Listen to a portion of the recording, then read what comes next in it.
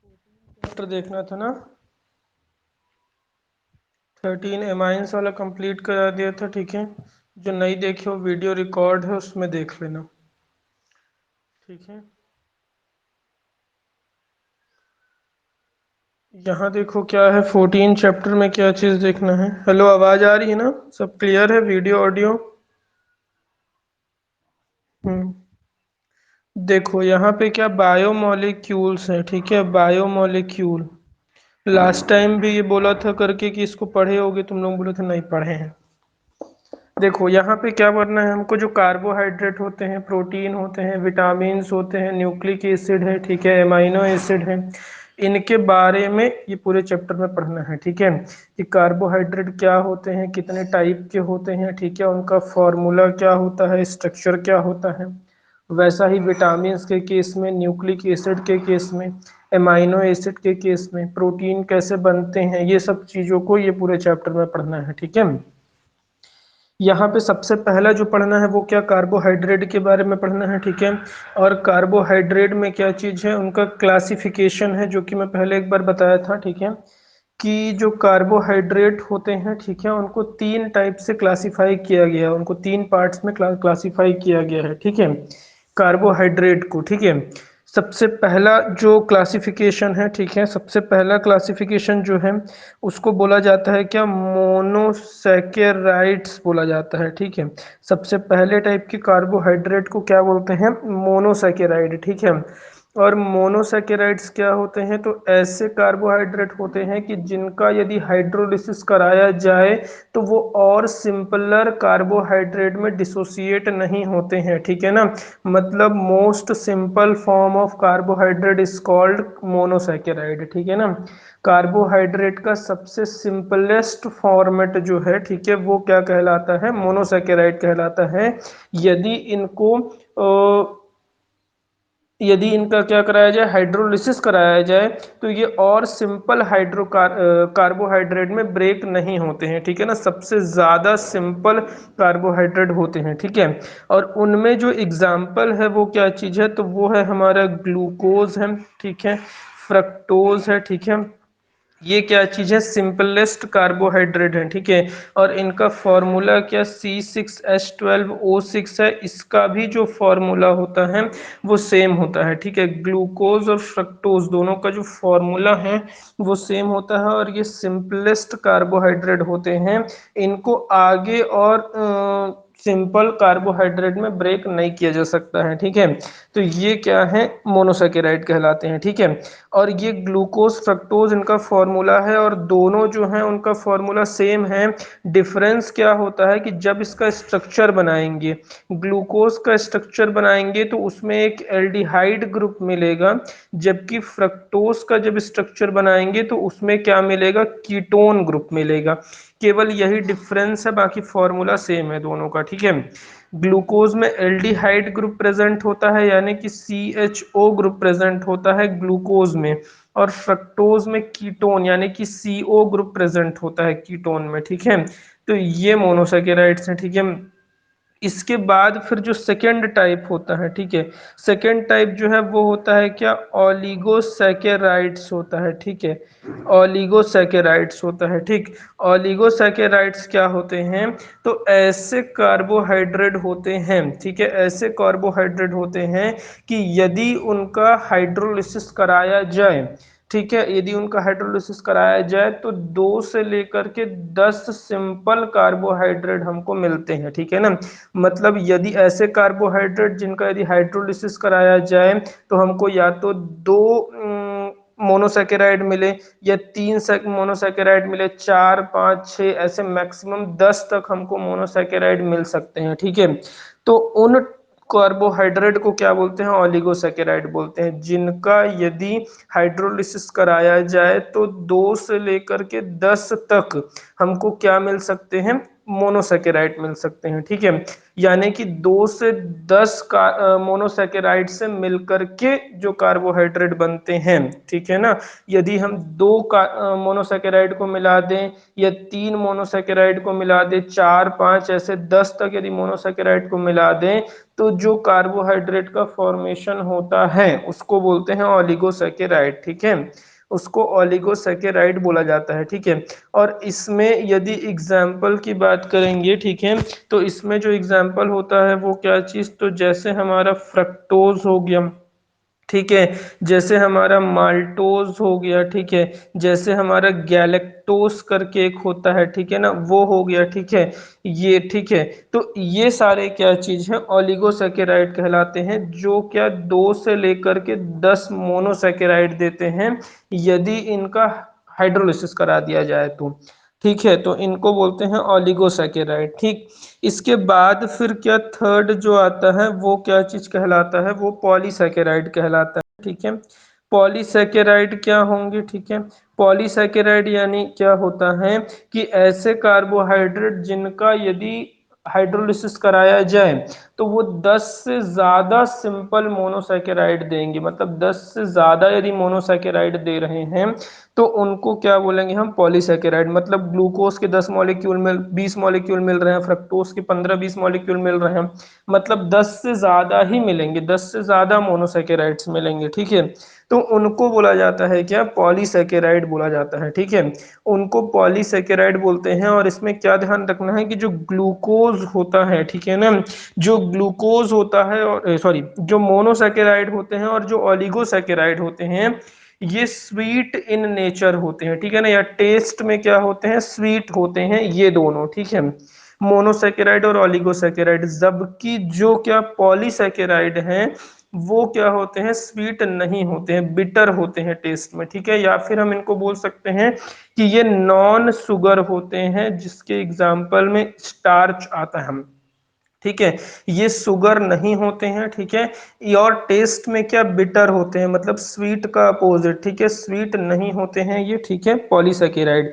जबकि मोनोसेकेराइड और जो ओलिगोसेकेराइड होते हैं वो टेस्ट में स्वीट नेचर के होते हैं, ठीक है, स्वीट होते हैं वो, ठीक। ये चीज ध्यान रखना, ठीक है। समझ में आई बात इतनी, ठीक है।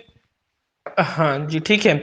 और यहाँ पे एक और चीज, क्या चीज है कि जो हमारे क्या होते हैं कार्बोहाइड्रेट, उनको 2 और तरह से क्लासिफाई किया गया है। 2 और तरह से क्लासिफाई करना मतलब, एक तो क्या चीज हमारा रिड्यूसिंग शुगर, और एक क्या चीज बोला जाता है, नॉन रिड्यूसिंग शुगर, ठीक है।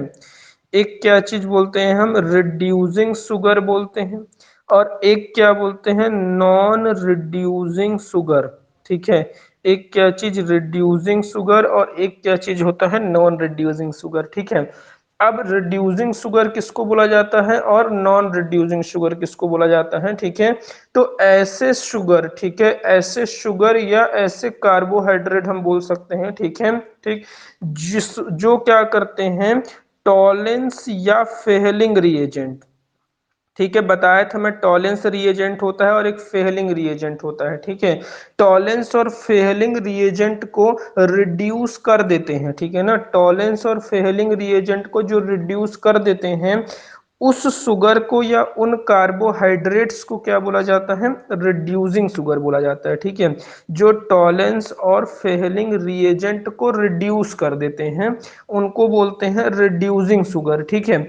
और जो इनको रिड्यूस नहीं कर पाते हैं, ठीक है ना, मतलब टॉलेंस और फेहलिंग रिएजेंट को रिड्यूस नहीं कर पाते हैं, वो क्या चीज कहलाते हैं, नॉन रिड्यूसिंग शुगर कहलाते हैं, ठीक है।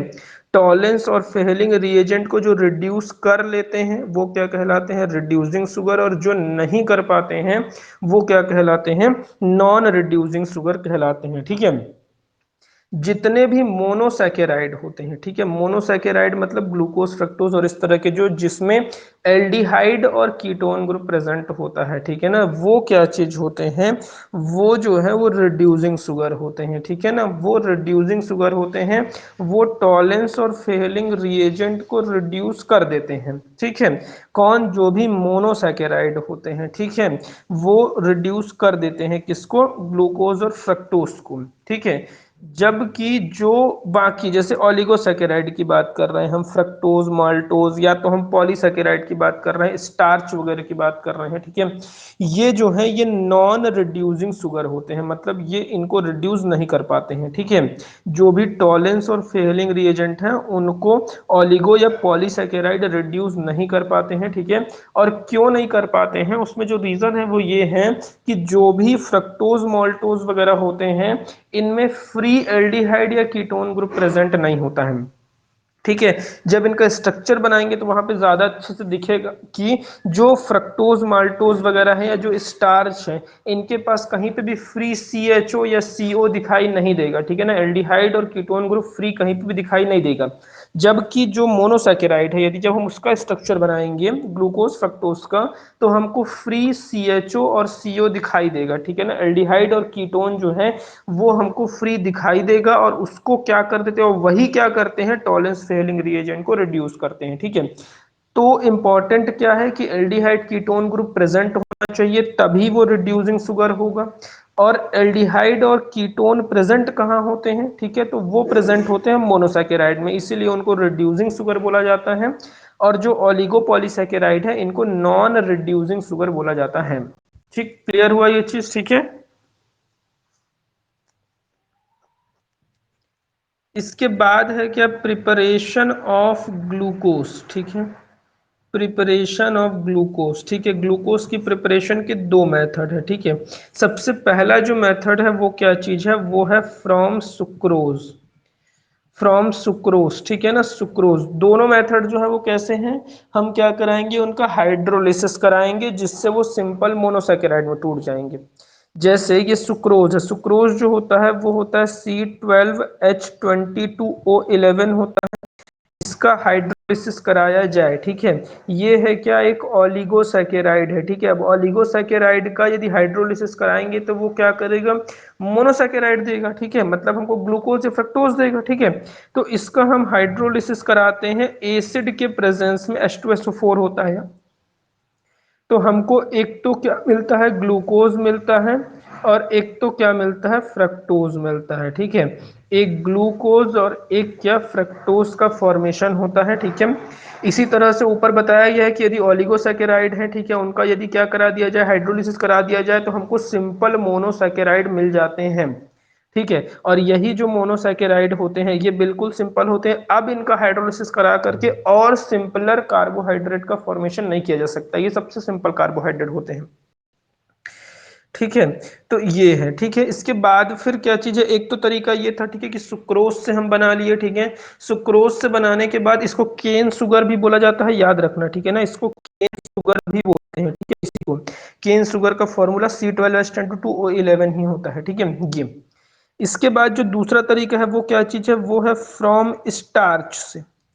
स्टार्च से हम बनाएंगे क्या, जो मोनोसैकेराइड है, और वो कैसे बनाएंगे, तो स्टार्च जो है वो हमारा एक पॉलीसैकेराइड है, ठीक है ना। पॉलीसैकेराइड मतलब ये बहुत सारे मोनोसैकेराइड देगा, 10 से ज्यादा मोनोसैकेराइड देगा, ठीक है। करना यहाँ पे भी वही चीज है, ठीक है, C6H10O5N, ये जो है ये फॉर्मूला होता है स्टार्च का, और इसका हमको हाइड्रोलिसिस कराना है, ठीक है। हाइड्रोलिसिस के लिए यहाँ n नंबर ऑफ ये प्रेजेंट है, इसीलिए हम n number of water molecule लेंगे। यहाँ पे एसिड होगा, टेम्परेचर प्रेशर होगा, और हमको क्या चीज, n नंबर ऑफ क्या मिल जाएगा, ग्लूकोज मिल जाएगा। n क्या चीज है, मोर देन 10 है, ठीक है ना, 10 से ज्यादा ही होगी इसकी वैल्यू, ठीक है। क्योंकि ये जो ग्लूकोज मॉलिक्यूल हमको मिल रहा है वो स्टार्च से मिल रहा है, और स्टार्च जो है वो एक पॉलीसैकेराइड है, ठीक है। तो 10 से ज्यादा ही यहाँ पे क्या होगी, वैल्यू होगी किसकी, जो n यहाँ पे दिया हुआ है, ठीक है। समझ में आ गई बात इतनी, ठीक है। अब इसके बाद है क्या, स्ट्रक्चर ऑफ ग्लूकोज।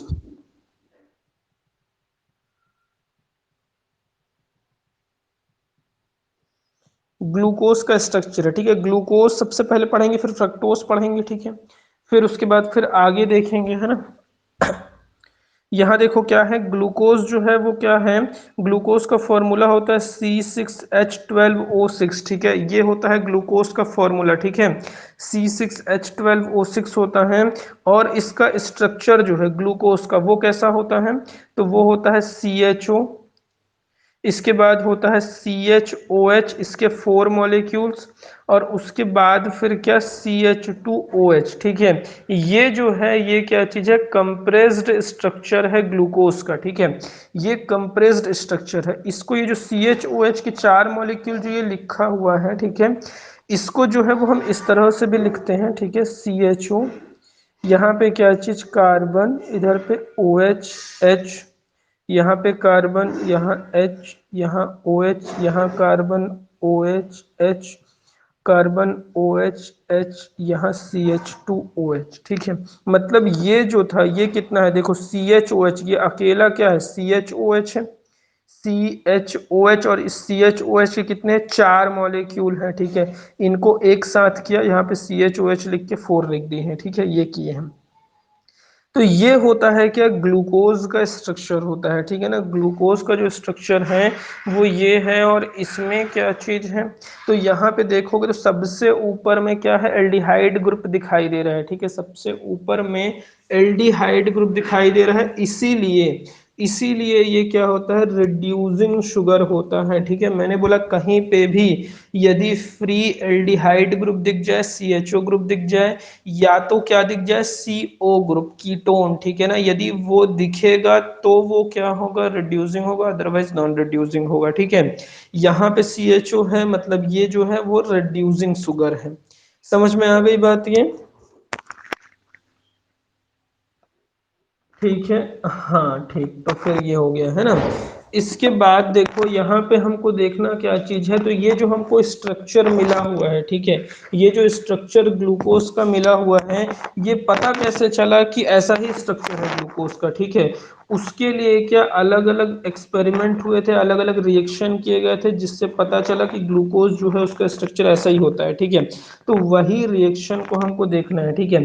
तो सबसे पहले क्या चीज, सबसे पहले क्या किया गया, तो जो हमारा ग्लूकोज होता है, ग्लूकोज जो है वो क्या है, ये, ठीक है, ये जो है ये है ग्लूकोज CH2OH, ठीक है। इसका रिएक्शन सबसे पहले कराया गया किसके साथ, HI के साथ, इसको मिला करके हीट किया गया, ठीक है। अब HI जो होता है, ठीक है, HI जो होता है वो एक रिड्यूसिंग एजेंट होता है, ठीक है, हाइड्रोजन आयोडाइड जो है वो एक रिड्यूसिंग एजेंट होता है। और वो क्या करता है, इस पूरे को क्या कर सकता है, रिड्यूस कर सकता है। और रिड्यूस करके वो क्या करेगा, यहाँ पे टोटल यहाँ देखोगे तो 6 कार्बन यहाँ है, ठीक है ना, यहाँ पे टोटल देखोगे तो 6 कार्बन दिखेगा, ठीक है, यहाँ से देख सकते हो 1 2 3 4 5 6, ठीक है। तो 6 कार्बन का हमको एल्केन मिल जाता है, ठीक है, 6 कार्बन का हमको एल्केन मिल जाता है, ऐसा कुछ, ठीक है ना। जिससे हमको क्या पता चलता है, ये हमारा, इसको हम क्या बोलेंगे, इसको हेक्सेन बोलेंगे, ठीक है। इससे हमको क्या पता चलता है कि जो ग्लूकोज है उसमें 6 कार्बन एक साथ एक स्ट्रेट चेन में जुड़े हुए हैं, ठीक है, कहीं पे भी कोई ब्रांच नहीं है कार्बन के बीच में, यहां से हमको ये पता चलता है, ठीक है। जब हमको क्या ऐसा कुछ मिला तो, है ना। मान लो यदि यहाँ पे बीच बीच में कहीं कोई ब्रांच होती, मतलब ये वाला कार्बन इससे ना जुड़ के ये वाला कार्बन इधर होता, फिर ये वाला कार्बन इससे कहीं जुड़ा होता, तो जो हमको स्ट्रेट जितने कार्बन होते हैं केवल उतने ही एल्केन मिलते हैं HI के साथ रिएक्शन कराने से, ठीक है। स्ट्रेट जितने भी कार्बन होंगे एक दूसरे से जुड़े हुए होंगे, उतना ही कार्बन का एल्केन हमको मिलेगा यदि हम HI के साथ रिएक्शन कराएंगे, ठीक है। इस कारण से हमको 6 कार्बन का मिल रहा है, 6 कार्बन का एल्केन मिल रहा है, इसका मतलब क्या चीज है कि 6 कार्बन जो है वो स्ट्रेट एक साथ एक दूसरे से जुड़े हुए हैं, किसमें, ग्लूकोज में, ठीक है। समझ में आई बात ये चीज। हेलो, आवाज आवाज आ रही है ना, ठीक है। इसके बाद फिर क्या चीज है, इसके बाद नेक्स्ट जो है, ठीक है, नेक्स्ट जो है वो इसका रिएक्शन कराया गया हाइड्रोक्सिलामीन के साथ, इसका रिएक्शन कराया गया हाइड्रोक्सिलामीन के साथ, ठीक है। हाइड्रोक्सिलामीन जो होता है वो होता है NH2OH, ठीक है ना, इसको बोलते हैं हाइड्रोक्सिलामीन, है ना। और इसके साथ रिएक्ट कराया गया किसको, जो हमारा ग्लूकोज था, और ग्लूकोज इसके साथ रिएक्ट कर रहा था। ठीक है, इसके साथ कौन रिएक्ट कर सकता है, इसके साथ केवल वही कंपाउंड रिएक्ट कर सकते हैं जिसमें कार्बोनिल ग्रुप प्रेजेंट होता है। यदि कार्बोनिल ग्रुप प्रेजेंट होगा तो ही क्या होगा, ये उसके साथ रिएक्ट करेगा। ठीक है, तो देखोगे तो हमारे पास यहाँ क्या होता है, ये देखो CHO है, यहाँ CHOH है और यहाँ CH2OH है। अब यहाँ देखो ये जो CHO है, यहाँ पे देखोगे तो कार्बोनिल ग्रुप प्रेजेंट होता है। ठीक है, कैसे CHO ऐसा कुछ होता है, C डबल बॉन्ड H, मतलब यहाँ पे जो एल्डिहाइड होता है उसमें CO ग्रुप या कार्बोनिल ग्रुप जो है वो प्रेजेंट होता है। ठीक है, मतलब क्या चीज, कार्बोनिल ग्रुप प्रेजेंट होता है, मतलब NH2OH, ये क्या हाइड्रोक्सिलामीन जो है वो क्या करेगा, इसके साथ रिएक्ट करेगा। ठीक है, और रिएक्ट करके प्रोडक्ट क्या बनता है, तो हाइड्रोक्सिलामीन जब रिएक्ट करता है, ठीक है, हाइड्रोक्सिलामीन जब रिएक्ट करता है तो क्या प्रोडक्ट बनाता है, तो यहां से क्या चीज होगा, देखो ये जो H2 है, ठीक है ना, ये देखो यहाँ पे क्या चीज है, ये जो H2 है ये, और यहाँ से ऑक्सीजन, यहाँ से ऑक्सीजन मतलब H2O जो है वो निकल जाएगा बाहर। ठीक है, H2O बाहर निकल जाएगा और NOH जो है वो इसके साथ जा करके जुड़ जाएगा। ठीक है, ऐसा कुछ, यहाँ CH है, ठीक है, यहाँ पे NOH जो है वो जुड़ गया। ठीक है, ऑक्सीजन यहाँ से निकला और यहाँ से NOH जाके यहाँ जुड़ जाएगा, H2 और O, यहाँ से H2 और O, H2 अलग हो गया। ठीक है, ये और यहाँ क्या, CHOH4 और यहाँ CH2OH रहेगा, यहाँ कोई चेंज नहीं होगा। ठीक है, तो अब इसमें क्या चीज कि भाई ये रिएक्शन किया, ये जो हाइड्रोक्सिलामीन है ये रिएक्शन किया, रिएक्शन किया मतलब कि जो भी ग्लूकोज है उसमें carbonyl group present carbonyl group present है, ये यहां से प्रूफ हो गया। ठीक है, कि कोई ऐसा ग्रुप है जिसमें क्या CO है। ठीक है ना, कार्बोनिल ग्रुप यहाँ पे प्रेजेंट है। अब वो कार्बोनिल ग्रुप कुछ भी हो सकता है, एल्डिहाइड भी हो सकता है, कीटोन भी हो सकता है, ठीक है, कार्बोक्सिलिक एसिड भी हो सकता है। ठीक है, यहाँ कंफर्म नहीं हुआ था कि जो कार्बोनिल ग्रुप है वो एल्डिहाइड ही है, ये यहाँ पे कंफर्म नहीं हुआ था। यहाँ पे केवल ये पता चला कि जो भी हमारा क्या है ग्लूकोज है उसमें कार्बोनिल ग्रुप प्रेजेंट है, केवल ये पता चला। ठीक है, कि CO ग्रुप प्रेजेंट है। अब क्या कराया गया कि ये जो हमारा इसके बाद क्या कराया गया, इसको ब्रोमीन वाटर के साथ रिएक्ट कराया गया, ब्रोमीन वाटर के साथ रिएक्ट कराया गया। ठीक है, ब्रोमीन वाटर क्या होता है, ऑक्सीडाइजिंग एजेंट होता है, ऑक्सीडाइजिंग एजेंट होता है। और ऑक्सीडाइजिंग एजेंट में भी क्या होता है, वीक ऑक्सीडाइजिंग एजेंट होता है। जो ब्रोमीन वाटर होता है, ठीक है, ब्रोमीन को वाटर में मिला दिया जाता है। ठीक है, ब्रोमीन अपने आप में लिक्विड होता है, ठीक है, उस लिक्विड को वाटर में मिला दिया जाता है, उसी को बोलते हैं ब्रोमीन वाटर। ठीक है, तो ब्रोमीन वाटर होता है। अब ये जो ब्रोमीन वाटर है इसका रिएक्शन किसके साथ कराए, हम इसके साथ कराएं, CHOH4 और CH2OH, और इसका रिएक्शन क्या, ब्रोमीन वाटर के साथ। अब ये ब्रोमीन वाटर क्या ऑक्सीडाइजिंग एजेंट है, ये क्या करेगा, इसको ऑक्सीडाइज करेगा। ठीक है, और जब भी एल्डिहाइड ऑक्सीडाइज होता है तो कार्बोक्सिलिक एसिड बनता है। ठीक है ना, ये मैं बताया हुआ था कि एल्डिहाइड ऑक्सीडाइज होता है तो कार्बोक्सिलिक एसिड बनता है ना। तो यहाँ पे हमको क्या मिलता है, COOH मिलता है। ठीक है, बाकी सारी चीजें जो है वो क्या है, यही है। ठीक है ना, CH2OH है और ये सारी चीजें नीचे सेम रहेगा।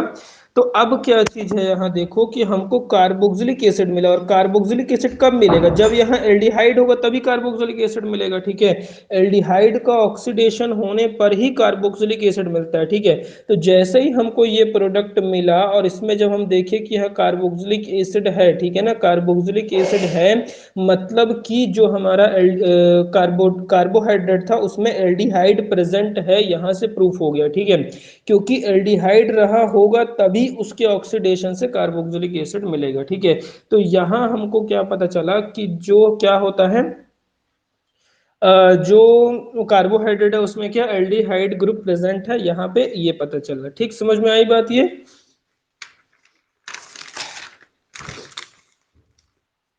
ठीक, इसके बाद फिर जो नेक्स्ट है, ठीक है, वो क्या चीज है, वो है एसिटिक एनहाइड्राइड के साथ रिएक्शन, ठीक है। CH3C double bond O, C double bond O, CH3, ये मैंने बताया था एसिटिक एनहाइड्राइड बोलते हैं, ठीक है। इसका और इसके साथ रिएक्शन, ठीक है। एसिटिक एनहाइड्राइड किसके साथ रिएक्ट करता है, वो अल्कोहल के साथ रिएक्ट करता है, ठीक है। तो यहां से हमको पता चलेगा कि कितने OH ग्रुप प्रेजेंट हैं। ये CH3CO को ऐसे लिखते हैं, ठीक है ना, ये पूरा जो है उसको इस तरह से लिखा जाता है ना। तो इन दोनों का रिएक्शन होगा, ठीक है। इन दोनों का रिएक्शन कैसे होगा, तो मैं बताया था कि बॉन्ड यहां से टूटे, ये बॉन्ड टूटा, ठीक है, CH3CO, ठीक है ना। और जहां भी ये अल्कोहल प्रेजेंट है OH जो है यहाँ से, OH जो है यहाँ से, ठीक है ना, ये निकल जाएंगे और इसके साथ जाकर के जुड़ जाएंगे। OH इससे, OH इससे, तो क्या CH3CO OH, ठीक है, अलग हो जाएगा। बचेगा क्या यहाँ पे, देखो COO CH3, COO और CH3, ये वाला जो पार्ट है ये इस OH की जगह में जा करके जुड़ जाएगा, ठीक है।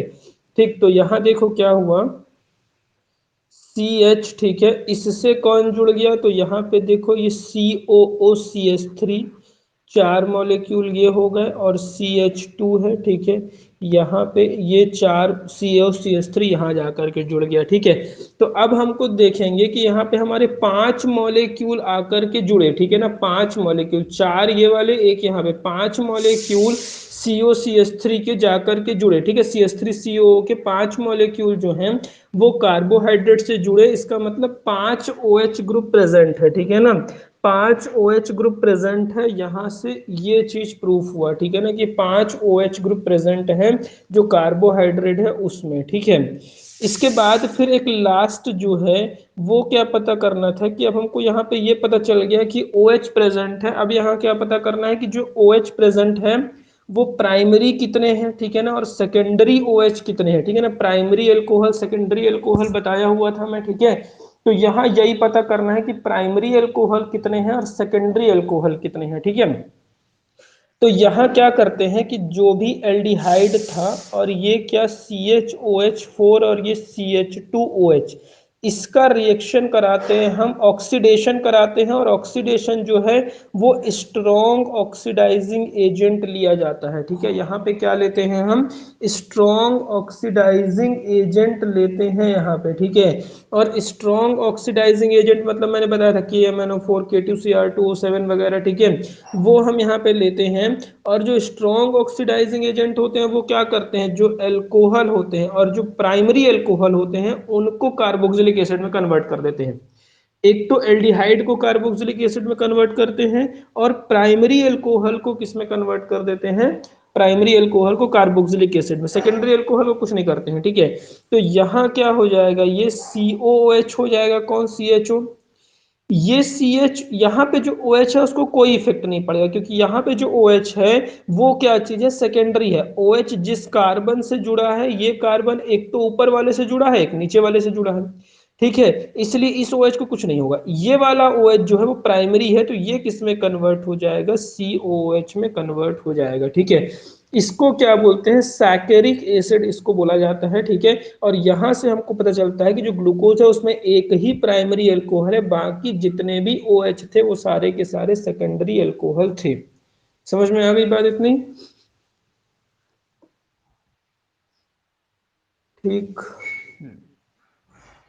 ठीक है, इसके बाद फिर इनके स्ट्रक्चर को देखना है, ठीक है, स्ट्रक्चर ऑफ ग्लूकोज।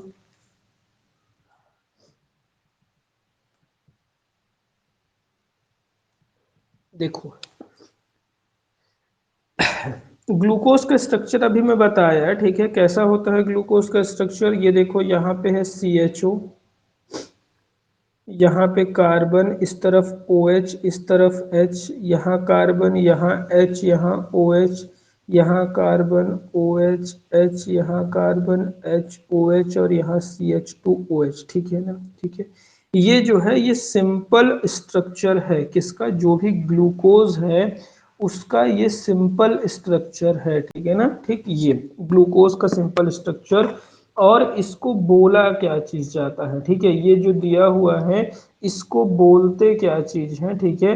तो यहाँ पे देखोगे तो एक तो हमारा ग्लूकोज तो है ही ये, ठीक है, एक तो हमारा ये जो है वो ग्लूकोज तो है, ठीक है ना। अब क्या चीज इसके सामने क्या लगाना होता है हमको, इसके सामने सबसे पहले क्या एक प्लस लगाएंगे। प्लस क्यों लगाएंगे, प्लस बताता है कि जो ग्लूकोज है वो प्लेन पोलराइज्ड लाइट को क्लॉकवाइज डायरेक्शन पे रोटेट करता है, ठीक है ना। जो प्लेन पोलराइज्ड लाइट होती है पीपीएल, उसको यदि कोई मॉलिक्यूल क्लॉकवाइज डायरेक्शन पे रोटेट करे तो उसको डेक्स्ट्रो रोटेटरी बोलते हैं, प्लस से डिनोट करते हैं, ठीक है ना, ये ध्यान रखना, प्लस से डिनोट करते हैं, ठीक है। और यदि एंटी क्लॉकवाइज रोटेट करे तो उसको माइनस से डिनोट करते हैं, ठीक है। यहाँ पे जो ग्लूकोज होता है वो क्या करता है, प्लेन पोलराइज्ड लाइट को क्लॉकवाइज डायरेक्शन पे रोटेट करता है, ठीक है। तो इसलिए इसके सामने क्या लगाए हैं हम, प्लस लगाए हुए हैं, ठीक है। ये है प्लस लगाने का रीजन, ठीक है, इसके सामने, ठीक है। और उसके बाद क्या चीज, यहाँ पे डी लगा करके सामने पे क्या करना है हमको, यहाँ पे एक डी लगाना है, ठीक है। एक मिनट, यहाँ ओ एच, सामने पे हमको यहाँ पे क्या डी लगाना है, ठीक है। ये जो डी है, ठीक है, ये जो डी है ये क्या चीज बताता है, तो जो सेकेंड लास्ट कार्बन है ये हमारा कार्बन, और इसके ऊपर वाला जो कार्बन है, ठीक है, इस कार्बन में, ठीक है ना, ये वाला जो कार्बन है, यदि इस कार्बन में जो OH जुड़ा है यदि वो राइट साइड में हो, OH जो जुड़ा है इस कार्बन में, OH कहाँ जुड़ा है, इधर राइट साइड में जुड़ा है, ठीक है। तो यदि राइट साइड में जुड़ा है तो यहाँ पे क्या लिखना है, कैपिटल डी लिखना है। और यदि लेफ्ट साइड में जुड़ा होता, मतलब OH इधर होता और H इधर होता, इधर केवल H होता और इधर OH होता, तो हम क्या करते हैं, यहाँ कैपिटल एल लिखते, ठीक है ना। तो ये जो डी एल है वो सेकेंड लास्ट कार्बन पर जो OH है उसकी पोजीशन को बताता है, ठीक है। सेकेंड लास्ट कार्बन में जो OH है उसकी पोजीशन को बताता है, ठीक है। तो जो इसका नाम है वो क्या, D plus glucose, D plus glucose जो है वो इसका नाम है, ठीक है ना, जो ग्लूकोज है। समझ में आया ये, ठीक है, अच्छा ठीक है। इसके बाद क्या चीज है, ग्लूकोज के बाद ये हमारा सिंपल स्ट्रक्चर है ग्लूकोज का। इसके बाद जो हमको देखना है वो साइक्लिक स्ट्रक्चर ऑफ ग्लूकोज देखना है, ठीक है। साइक्लिक स्ट्रक्चर कैसा होता है, तो देखो जैसे ये CHO है, इसको हम कैसे लिख सकते हैं, इसको हम C डबल बॉन्ड OH, ये हम लिख सकते हैं CHO को। बाकी सारी चीजों को सेम लिख दो, यहाँ C, इस जगह पर OH, यहाँ पे C, यहाँ पे HOH, यहाँ पे COHH, यहाँ पे COHH, यहाँ पे CH2OH, ठीक है। अब क्या चीज होता है देखो, कि यहाँ क्या है, ये कार्बोनिल कार्बन है, ठीक है, यहाँ पे कार्बोनिल कार्बन है। अब कार्बोनिल कार्बन मतलब क्या चीज, तो बताया कि कार्बन पे क्या होता है, प्लस चार्ज होता है, ऑक्सीजन पे क्या होता है, माइनस चार्ज होता है, ठीक है। ये मैंने बताया हुआ था, ठीक है, कि कार्बन पर जब भी कार्बोनिल कार्बन है तो कार्बन पे प्लस चार्ज, ऑक्सीजन पे माइनस चार्ज होता है। तो होगा क्या चीज, कि यहाँ पे कार्बन पे है माइनर पॉजिटिव, यहाँ पे है माइनर निगेटिव चार्ज, ठीक है। जो ये सेकेंड लास्ट कार्बन पर ये जो OH दिख रहा है, ठीक है, सेकेंड लास्ट कार्बन पर जो ये OH दिख रहा है, यहां से क्या होगा, यहां से H प्लस जो है वो निकल जाएगा, H प्लस निकलेगा, ऑक्सीजन पे क्या लग जाएगा, माइनस चार्ज हो जाएगा, ठीक है। ये O माइनस और H प्लस अलग हो जाएगा। ये जो H प्लस है, ठीक है ना, यहाँ से क्या होगा, H प्लस निकलेगा, ठीक है, H प्लस निकला, और ये H प्लस किसके पास जाएगा, निगेटिव वाले के पास, मतलब ऑक्सीजन के पास। तो ये हाइड्रोजन यहाँ से निकला और वो किससे जाकर के जुड़ गया, इस ऑक्सीजन से, तो ये क्या बन गया, OH बन जाएगा, ठीक है। यहाँ से एक बॉन्ड टूट जाएगा, ठीक है। ये जो हाइड्रोजन है वो किसके पास चला जाएगा, इस ऑक्सीजन के पास चला जाएगा, OH बन जाएगा, है ना ये। और ये जो ऑक्सीजन है वो किससे जुड़ेगा, तो ये माइनस चार्ज है, तो ये जो ऑक्सीजन है वो किसके साथ जुड़ेगा, वो इस कार्बन के साथ जुड़ेगा। ऑक्सीजन जो है वो निगेटिव है और निगेटिव वाले किसके साथ जुड़ेगा, ये कार्बन के साथ, क्योंकि कार्बन क्या है, पॉजिटिव है, ठीक है। तो ये जो पूरा स्ट्रक्चर है वो कैसा बनेगा, देखो इसको हम किस तरह से रिप्रेजेंट करते हैं। यहाँ पे कार्बन, ठीक है, ये जो O दिख रहा है, ठीक है, ये क्या बन गया, OH बन गया, ठीक है। तो हम क्या कर दिए, इसको OH यहाँ पे ऐसे लिख दो और H यहाँ पे लिख दो, ठीक है। यहाँ पे क्या क्या चीज था, ये कार्बन है, ये ऑक्सीजन से हाइड्रोजन जुड़ा तो OH हो गया, तो हम OH को साइड में लिख दिए, हाइड्रोजन को इधर है तो वैसा ही लिखा हुआ है, ठीक है। बाकी इन सारे को एज इट इज बनाएंगे, यहाँ carbon OHH, carbon HOH, carbon OHH, carbon H और यहाँ CH2OH। अब यहाँ से क्या, ऑक्सीजन इस कार्बन से जुड़ने वाला है, जिसको ऐसे करके रिप्रेजेंट किया जाता है, ठीक है। इसको कैसे, इस तरह से रिप्रेजेंट किया जाता है, ठीक है। ये जो है, ये साइक्लिक स्ट्रक्चर ऑफ ग्लूकोज है, ठीक है। ये साइक्लिक स्ट्रक्चर ऑफ ग्लूकोज है। और यहाँ पे क्या चीज देखना है, ठीक है, यहाँ पे क्या देखना है, तो अभी तक जो नाम देखे वो हम क्या था, अभी तक देखे D+ ग्लूकोज, ये नाम था अभी तक, ठीक है। यहाँ पे हमको क्या, सामने में क्या लगाना है, अल्फा लगाना है, ठीक है ना, सामने में अल्फा। अल्फा क्या रिप्रेजेंट करता है, तो अल्फा बताता है सबसे फर्स्ट कार्बन पर OH की पोजीशन, सबसे पहले कार्बन पर OH की पोजीशन को बताता है ये, ठीक है। मतलब यदि इस कार्बन पर जो OH जुड़ा है वो यदि राइट साइड में है तो यहाँ अल्फा लिखेंगे, ठीक है, जैसे अभी है, ठीक है, OH राइट साइड में है तो यहाँ क्या अल्फा लिखेंगे। और यदि ये जो OH है वो लेफ्ट साइड में होता, मतलब OH इधर होता और H जो है वो इधर होता, ठीक है, ऐसा कुछ यदि होता तो क्या चीज यहाँ पे बीटा लिखा जाता है, ठीक है। समझ में आया इसका मतलब, अल्फा बीटा का मतलब क्या चीज होता है, ठीक है। तो ये होता है अल्फा बीटा का मतलब, ठीक है। तो यहाँ अल्फा क्या चीज बता रहा है, सबसे ऊपर वाले कार्बन पर OH की पोजीशन बता रहा है। डी क्या चीज बता रहा है, डी बता रहा है सेकेंड लास्ट कार्बन जो होता है उसमें OH की पोजीशन को बताता है। प्लस क्या बताता है, प्लस बताता है क्लॉकवाइज रोटेट कर रहा है कि एंटी क्लॉकवाइज, क्लॉकवाइज के लिए प्लस, एंटी क्लॉकवाइज के लिए माइनस, ठीक है। और ग्लूकोज तो इसका नाम है, तो इस तरह से इसका पूरा नाम लिखा जाता है, ठीक है। एक तो ये साइक्लिक स्ट्रक्चर हो गया। अब क्या चीज है, अब ग्लूकोज का एक और स्ट्रक्चर है जिसको बोला जाता है पायरन स्ट्रक्चर, ठीक है। अब जो स्ट्रक्चर है उसको बोलते हैं पायरन स्ट्रक्चर बोला जाता है, ठीक है। पायरन स्ट्रक्चर क्या होता है, तो एक पायरन रिंग होती है, उसी के नाम पे क्या कर दिए हैं, इसका नाम पायरन स्ट्रक्चर रख दिए हैं, ठीक है। पायरन रिंग जो होती है वो 6 कार्बन की रिंग होती है, ठीक है, जिसमें क्या बीच में एक जगह ऑक्सीजन जुड़ा हुआ होता है, इसको बोलते हैं पायरन रिंग, ठीक है ना, पायरन रिंग बोला जाता है, ठीक है। अब इस रिंग में क्या करेंगे हम ग्लूकोज को रिप्रेजेंट करेंगे, ठीक है। कैसे रिप्रेजेंट करेंगे, देखो ये क्या चीज है, ये हमारी हो गई, ये पूरी रिंग हो गई, ठीक है।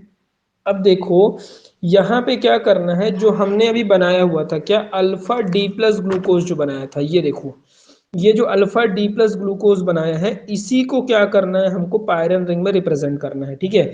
और कैसे रिप्रेजेंट करना है, तो देखो ये वाला जो कार्बन है ये फर्स्ट कार्बन है, ये सेकंड कार्बन है, ये थर्ड कार्बन है, ये फोर्थ, ये फिफ्थ और ये सिक्स्थ कार्बन है, ठीक है ना, ठीक है। ये कार्बन है और ये कार्बन जो है वो इसमें कहाँ पे है, तो इसमें जो है वो ये जो भी कॉर्नर दिख रहे हैं ये उन्हीं कार्बन को रिप्रेजेंट कर रहे हैं, ठीक है ना।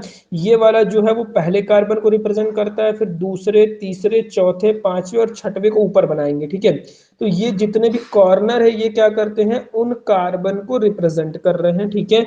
और क्या करना है, कार्बन से देखोगे तो दो दो चीजें जुड़ी हुई हैं, कार्बन से H और OH हर जगह जुड़ा हुआ है, तो हमको यहाँ पे क्या, हर एक कार्बन से HOH को जोड़ना है। और वो कैसे जोड़ेंगे, तो जो भी चीजें राइट साइड में है उसको नीचे लिखेंगे और जो लेफ्ट साइड में है उसको ऊपर लिखेंगे। देखो जैसे कि ये हमारा फर्स्ट कार्बन है, ठीक है ना, ये फर्स्ट कार्बन। अब इसमें क्या चीज देखो, यहाँ देखो क्या है कि ये फर्स्ट कार्बन, अब इसमें क्या OH, ये क्या चीज है, राइट साइड में जो चीज है उसको नीचे लिखना है, मतलब OH को नीचे लिखेंगे, एच को ऊपर लिखेंगे, ठीक है, लेफ्ट साइड वाले को ऊपर लिखना है और राइट साइड वाले को नीचे लिखना है, जो भी चीज राइट साइड में, ठीक है, ओ एच है यहाँ, ओ एच है यहाँ, एच है, ओ एच है, ठीक है, यहाँ इस तरह से क्या करना है, हमको इसको लिखना है, ठीक है। तो यहाँ देखो क्या चीज लिखेंगे, तो यहाँ ओ एच राइट साइड में है तो ओ एच को हम नीचे लिख दिए और एच को क्या कर दिए, ऊपर लिख दिए, ठीक है। सिमिलरली सेकेंड कार्बन में भी ऐसा ही है, देखोगे तो वहां भी हम एच ओ एच लिख दिए, थर्ड कार्बन में थोड़ा सा चेंज होगा, वहां पे राइट साइड में एच है इसलिए एच नीचे लिखे हैं, ओ एच ऊपर लिखे हैं, ठीक है। सिमिलरली हम सबको देख करके ऐसा ये पूरा स्ट्रक्चर बनाएंगे, ये हमारा स्ट्रक्चर बनेगा। समझ में आ गई बात ये, ठीक है। और इसका नाम क्या होगा, तो इसका नाम देखो अल्फा था पहले भी, डी था, ठीक है, प्लस था, यहाँ पे क्या होगा, ग्लूकोपायरानोज हो जाएगा, ये ध्यान रखना, ठीक है।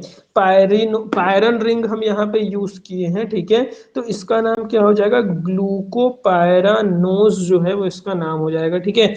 और अल्फा यहाँ पे होगा, ठीक है। और यदि हमको बीटा का बनाना है तो क्या करोगे, ये जो ओ एच है इसको ऊपर कर दोगे और एच को नीचे कर दोगे, बाकी सब चीज सेम रहेगा, वो बीटा हो जाएगा, ठीक है। बीटा डी प्लस ग्लूकोपायरानोज जो है वो उसका नाम हो जाएगा, ठीक है। समझ में आई बात ये, ठीक है। तो यहाँ पे जो है वो तुम लोगों का ग्लूकोज का स्ट्रक्चर खत्म हो गया, ठीक है, ग्लूकोज का इतना स्ट्रक्चर था। इसके बाद जो है वो है क्या चीज, नेक्स्ट स्ट्रक्चर, जिसको क्या चीज बोलेंगे, फ्रक्टोज, ठीक है, फ्रक्टोज का स्ट्रक्चर। हाँ हाँ ठीक है, इसको कल बताएंगे, ठीक है। ठीक, इतना तुम लोग पढ़ लेना, ठीक है, ठीक है। ठीक, चलो फिर, है ना, बाकी कल बता देंगे, है ना। क्लोज कर रहे हैं ना।